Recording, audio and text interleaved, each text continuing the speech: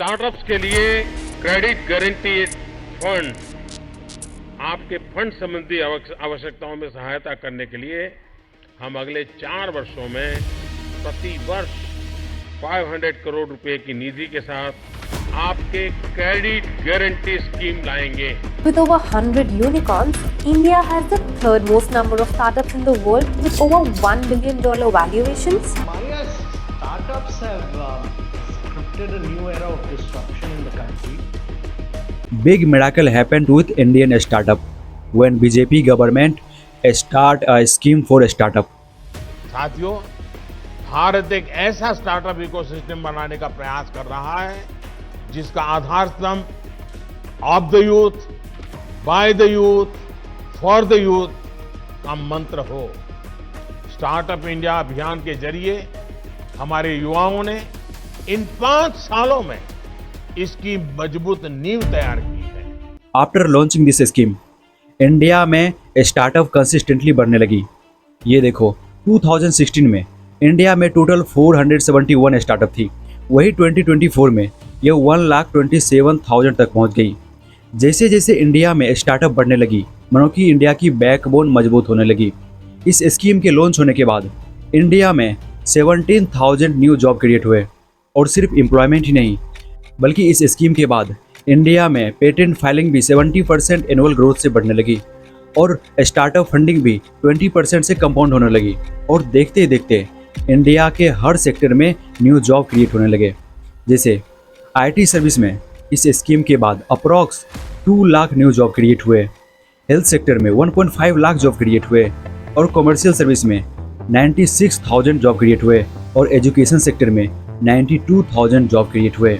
और देखते ही देखते इंडिया वर्ल्ड के 3rd लार्जेस्ट स्टार्टअप में शामिल हो गए। पूरे विश्व की तुलना में हमें आगे बढ़ना है तो हमारे युवकों को हमें प्रोत्साहित करना होगा, उनको अवसर देना होगा। हमारे युवक नए उद्योगकार कैसे बने, हमारे युवक नए उत्पादक कैसे बने। इंडिया स्टार्टअप स्कीम का मेन मकसद था लोगों के माइंड में जो आइडिया है उसे रियलिटी में बदलने में उसकी सपोर्ट करना। बट अब सवाल आता है कि आइडिया तो हर किसी के पास होता है, तो क्या इस स्कीम का फ़ायदा हर किसी को मिलेगा? तो इसका जवाब है नहीं। इस स्कीम का बेनिफिट लेने के लिए कुछ क्राइटेरिया को फुलफ़िल करना पड़ता है। अगर वो इस क्राइटेरिया को फुलफ़िल नहीं करता है तो उसे इसका बेनिफिट नहीं मिलेगा। जैसे उस कंपनी के टाइप रजिस्टर होना चाहिए, जैसे कि प्राइवेट लिमिटेड हो गया, LLP हो गया, और वो कंपनी मर्जर नहीं होना चाहिए। और इसके साथ साथ उसकी रजिस्ट्रेशन 10 साल से कम होनी चाहिए और उसका टर्नओवर ईयरली 100 करोड़ से कम होना चाहिए। और इसके साथ साथ कई चीज़ों को फॉलो करना पड़ता है, जैसे कि वो कंपनी इनोवेटिव होना चाहिए, उसकी पोटेंशियल ग्रोथ माइंडसेट की होनी चाहिए, तब जाके वो इस क्राइटेरिया को फुलफ़िल करता है। और जो कंपनी इस क्राइटेरिया को फुलफ़िल करता है उसे फंडिंग की प्रॉब्लम नहीं होती है, उसे टैक्स हॉलिडे दिया जाता है और इसके साथ साथ गवर्नमेंट को पूरा सपोर्ट मिलता है अपने बिजनेस को स्केल करने के लिए। अब आपके मन में सवाल आ रहा होगा कि गवर्नमेंट इंडियन स्टार्टअप के लिए इतना बेनिफिट दे रही है, फिर भी इंडियन स्टार्टअप की प्रॉफिटेबिलिटी इतनी नेगेटिव में क्यों है? यानी कि इंडियन स्टार्टअप से जितना रेवेन्यू जनरेट होता है उससे ज़्यादा उसकी एक्सपेंडिचर होती है। यानी कि स्टार्टअप जितना रेवेन्यू ला के देती है उससे ज़्यादा उस रेवेन्यू को लाने में उसकी एक्सपेंडिचर होती है। ये देखो, रिसेंटली फिजिकल ईयर में 89 कंपनी मिलकर अप्रॉक्स 2.7 लाख करोड़ का रेवेन्यू जनरेट किया है और इसमें से 50% कंपनी अप्रॉक्स 20,000 करोड़ का लॉस किया है और जो बाकी बचा है वो सिर्फ 8,000 प्रॉफिट ही बना पाई है। और इन दोनों को कंपेयर करें तो अभी भी इंडियन के स्टार्टअप का इकोसिस्टम लॉसेज में है। लेकिन अगर इसके पोटेंशियल को देखें तो इसमें बहुत ज़्यादा पोटेंशियल है। लेकिन जब आप इसे ग्राउंड लेवल पे चेक करते हैं तो ये स्टार्टअप उतना ज़्यादा सक्सेसफुल नहीं हुआ जितना कि इसे स्टार्ट करने वक्त सोचा गया था। आखिर ऐसा क्यों? तो चलो इन सब को डिटेल्ड में समझते हैं कि गवर्नमेंट जिस मकसद से इस स्कीम को स्टार्ट किया उस मकसद में सक्सेस क्यों नहीं हो पाया और इस स्कीम में मेजर कौन सी गैप है जिसके कारण से ये अपने रियल पोटेंशियल तक नहीं पहुंच पाती है। और मेन थिंग, आपको हमको इससे क्या सीखने को मिल सकती है। इन सारे सवालों का एक्सप्लेनेशन जानेंगे इस एपिसोड में। इस स्कीम का मेन गोल था इंडियन लोगों के माइंडसेट को जॉब सीकर से ट्रांसफ़र करके उसे जॉब क्रिएटर में बदलना, क्योंकि स्टार्टअप इंडिया की पोटेंशियल इतनी थी कि इससे 10 सालों के अंदर 50 लाख जॉब क्रिएट कर सकती थी और जीडीपी में इसका कंट्रीब्यूशन 2% से 3% तक हो सकती थी और इंडिया की सस्टेनेबिलिटी और प्रॉफिटेबिलिटी बढ़ सकती थी। बट ऐसा कुछ भी नहीं हुआ। और जब मैंने इसे समझने के लिए एनालिसिस करना शुरू किया तो मुझे इसमें 3 मेजर गैप दिखे, जिसके कारण से ये स्कीम कभी भी अपने पोटेंशियल तक नहीं पहुंच पाई। तो चलो इन 3 गैप को एक एक करके डिटेल्ड में समझते हैं। Number 1, gap in mentorship. दोस्तों, जब गवर्नमेंट इस स्कीम को स्टार्ट किया तो वो पहले सोचा कि जो भी हमारे क्राइटेरिया को फुलफिल करेगा तो हम उसे पहले एंटरप्रेन्योर एंड स्टार्टअप की ट्रेनिंग देंगे, जिससे कि वो अपने बिजनेस को स्केल कर पाएगा।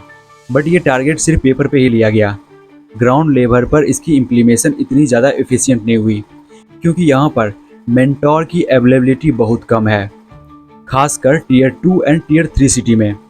और जो भी मेंटोर है उसमें एक्सपीरियंस की कमी है, यानी कि उसके पास कोई इंडस्ट्रियल ट्रेनिंग की एक्सपीरियंस नहीं है, जिससे कि वो यहाँ के फाउंडर को ट्रेनिंग दे सके, उसे समझा सके कि वो अपने बिजनेस को कैसे स्केल कर सकती है। और लॉन्ग टर्म मेंटोरशिप नहीं मिलने के कारण और अवेयरनेस नहीं मिलने के कारण कि उस स्कीम में मेंटोरशिप भी दी जाती है, जिससे कि वो अपने फाउंडेशन को मजबूत नहीं कर पाया और उस अपने बिजनेस को स्केल नहीं कर पाया। दोस्तों, किसी भी बिजनेस के लिए बिजनेस रोड मैप होना बहुत ज़्यादा ज़रूरी होती है और बिजनेस रोड मैप एक बिजनेस मेंटोर ही दे सकती है। Number 2, gap in awareness. Awareness का सही मतलब होता है सही और रियल जानकारी देना, बट इस स्कीम में इसमें बहुत बड़ी गैप है, क्योंकि लोगों को ये भी पता नहीं है कि स्टार्टअप इंडिया स्कीम नामक की कोई चीज़ होती है, खासकर rural and semi urban area में।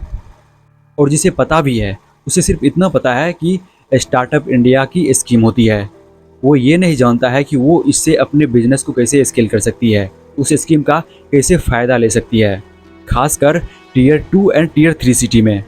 और इसी सिटी में 60 to 70% पोटेंशियल फाउंडर होती है, जबकि उसे इसके बारे में पता ही नहीं है।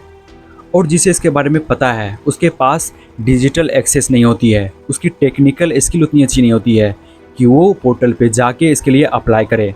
और पोर्टल का कम्युनिकेशन भी इतना ज़्यादा जटिल होता है कि वो समझ ही नहीं पाता है कि उसे अप्लाई करने के लिए क्या क्या क्राइटेरिया को फुलफिल करना होगा, कौन कौन से डॉक्यूमेंट्स लगेंगे, उसे ये पता ही नहीं होता है, क्योंकि वो नॉन टेक्निकल बैकग्राउंड से है, उसे इसमें सपोर्ट नहीं किया जाता है, उसके लिए अवेयरनेस नहीं होती है कि वो आके टीयर 2 टीयर 3 सिटी वाले फाउंडर को अवेयर करे कि उसे कैसे अप्लाई करना है, कैसे वो इस स्कीम का बेनिफिट्स ले सकता है, उसे इस चीज़ में सपोर्ट नहीं किया जाता है। Number 3, gap in fund accessibility.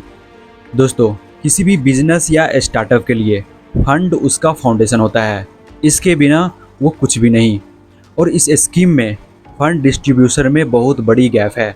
Government ने इसके लिए fund to fund scheme launch किया और इसमें 10,000 करोड़ वेंचर कैपिटलिस्ट को दिया, और वेंचर कैपिटलिस्ट इस फंड को पोटेंशियल फाउंडर तक पहुंचा ही नहीं पाई। वेंचर कैपिटलिस्ट का फोकस सिर्फ टीयर 1 सिटी के स्टार्टअप पे था, टीयर 2 और टीयर 3 पे नहीं, जिसके कारण से वो लोग इस स्कीम का बेनिफिट्स नहीं उठा पाया। और इसका रिजल्ट आपको यहाँ पे क्लियरली दिख सकता है।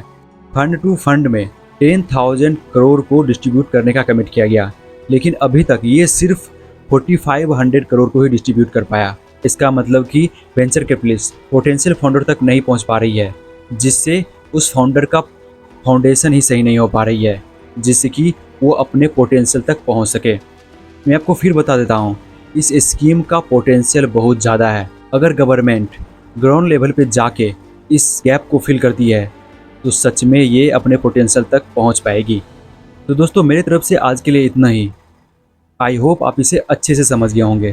तो आज के लिए इतना ही, मिलते हैं नेक्स्ट वीडियो में किसी नए टॉपिक के साथ।